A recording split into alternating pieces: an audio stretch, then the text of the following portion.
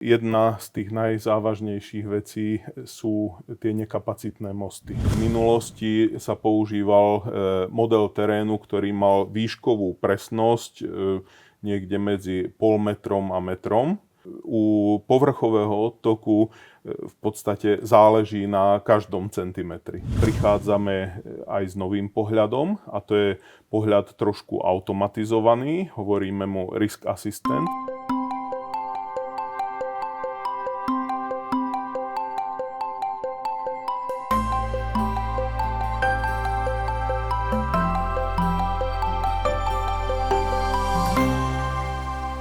Vítám vás u ČAP Insurance Talk. Extrémní povodně ze září roku 2024 mění povodňové mapy.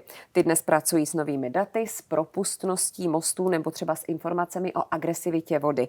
Co to přesně znamená? Probereme s Ladislavem Garašim, ředitelem modelování přírodních nebezpečí a rizikového inženýrství společnosti Intermap Technologies. Dobrý den. Dobrý deň. Co modely na povodních roku 2024 netrefily? Tak, môžeme sa baviť o tom, čo netrafili, a môžeme sa baviť o tom, v čom nesplnili očakávania.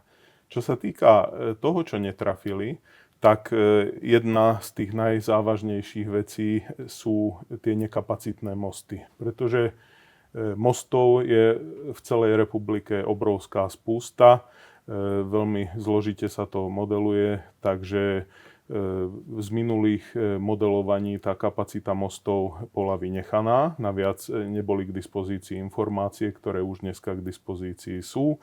Takže to je jedna z tých hlavných vecí, v čom prinášajú niečo nové tie povodňové mapy. Druhá vec je, že aké boli očakávania. Pretože podľa údajov Českého hydrometeorologického ústavu tie povodne, predovšetkým na Jesenicku, v povodí Opavy a podobne, dosiahli kulminačné prietoky, ktoré zodpovedajú niekoľko storočnej vode. Čiže boli to povodne, v ktorých v mnohých prípadoch tie povodňové mapy správne interpretovali situáciu, akurát tie povodne boli omnoho väčšie, než čo sa bežne v tých povodňových mapách a v následných tarifných zónach povodňového poistenia posudzuje. Čiže jedna vec je, čo treba zmeniť, a druhá vec je, v čom treba zmeniť pohľad na tie mapy a spôsob práce s nimi, očakávania od tých map. No, když jste zmínil nekapacitní mosty, zatopení opavského sídliště Kateřinky bylo přesně tím případem, kdy voda se rozlila do prostoru vlastně zpětně od mostu, pod kterým nepodtekla voda. Kolik takových míst tady je? Jak můžete získat data a počítat s tím, co se v případě jaké vody stane? Áno, bol to v Lani vlastne najpopulárnejší most v Českej republike, most Ratiborská. A my sme si robili prieskum, že tých nekapacitných mostov je fakt veľké množstvo. Bolo ich niekoľko aj v Krnove, bolo ich niekoľko aj vo vesnicích pod a nad Jeseníkom a podobne. Preto sme sa rozhodli, pretože tých mostov je fakt obrovské množstvo, že sa tie mapy zmenia v prípade všetkých miest, ktoré majú viac než 10 000 obyvateľov, čo je zhruba 130 plus niečo miest. Takže velké změny, jaká nová data jste tedy získali díky té nové zkušenosti?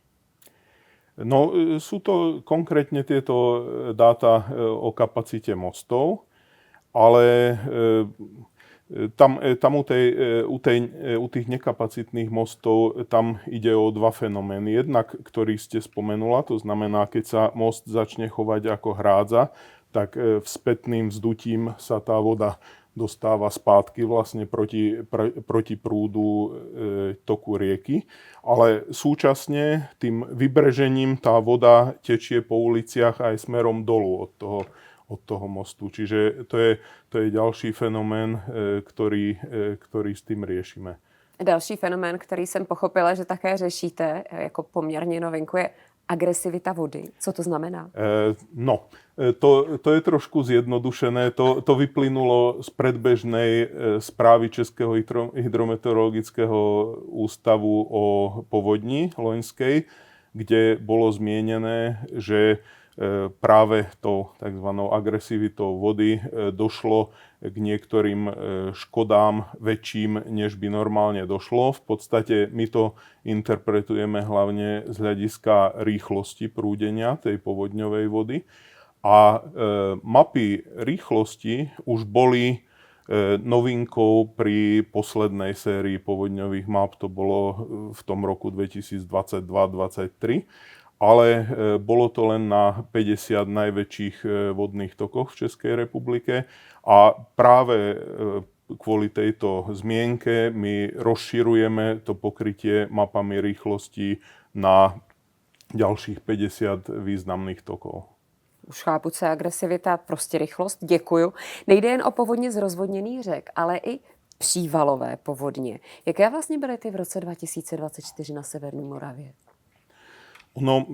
Tá meteorologická udalosť Boris priniesla kombinovanú vlastne povodňovú udalosť. Čiže samozrejme jednak to boli obrovské povodne na tých väčších riekach, ale súčasne došlo aj k povodňam v dôsledku tých búrok a to k tečeniu vody rôzne po stráňach, po uliciach a tak. Tu sa ukázalo, že bude potrebné pravdepodobne dávať väčšiu váhu aj týmto búrkovým krátkodobým konvekčným povodňam. Čili i tady počítáme s novými daty. Já jsem koukala, že se do těch modelů zapojují i geologové, kteří vám dávají data o absorpční schopnosti půdy. Ta se nějak mění? Nepovedal by som, že sa mení, ale dáta sa spresňujú v čase. A tým, že sa zlepšuje aj výpočetná kapacita, tak je možné spracovávať viac tých dát lepšími metódami. Takže to je tá nová vec, že dnes už môžeme používať mapu CN kriviek od VÚMOPu, Výzkumného ústavu meliorácií a ochrany pôdy.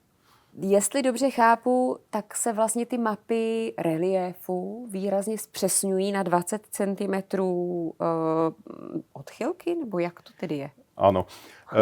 Tu hovoríme o ďalšej sade vstupných dát, to je digitálny model terénu alebo český reliéfu.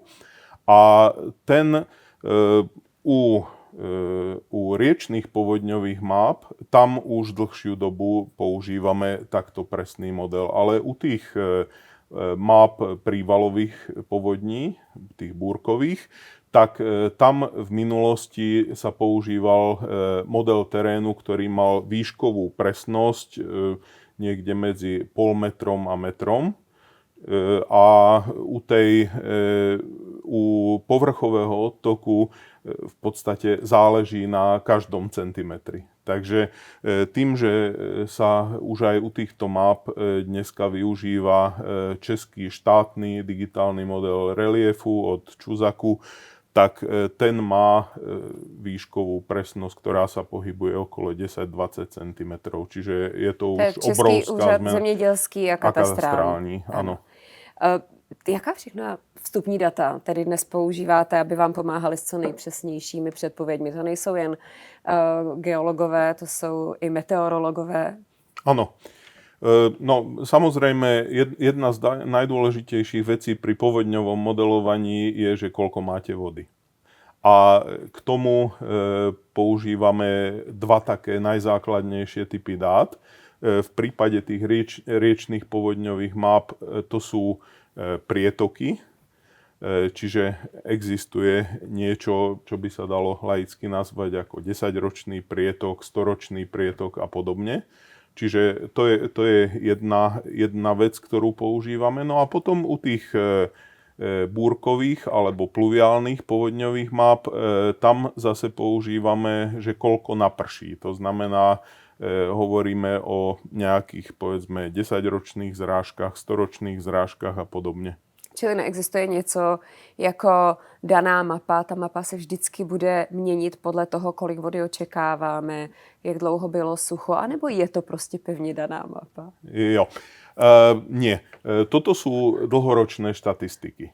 Základná štatistická jednotka v hydrológii českej je 30 rokov. To znamená, úplný základ je, že sa vychádza z nejakej 30-ročnej časovej rady, ktorá sa potom obohatí ešte o nejaké udalosti z dlhšej minulosti, aby náhodou nebolo, že tých 30 rokov bolo mimoriadne suchých alebo naopak mimoriadne vlhkých, tak aby sa odbúrali tieto nepresnosti. Vy nemodelujete jenom vodu povodně, ale vy do těch předpovědí zahrnujete i různé další extrémní jevy počasí, kroupy, vichřice.